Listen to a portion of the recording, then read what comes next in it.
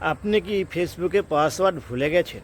তাহলে কিন্তু কোনো চিন্তা করার কোনো কিছু কারণ নেই, কারণ অনেকেই ফেসবুকে পাসওয়ার্ড ভুলে যায় এবং ফেসবুকটা ওপেন করতে পারে না। আজকে আমি দেখাবো কি করে অতি সহজেই আপনি আপনার ফেসবুকের পাসওয়ার্ড বা ইনস্টাগ্রামের পাসওয়ার্ড বা যে কোনো পাসওয়ার্ড যদি ভুলে যান কীভাবে খুঁজে বার করবেন, চলুন দেখাই।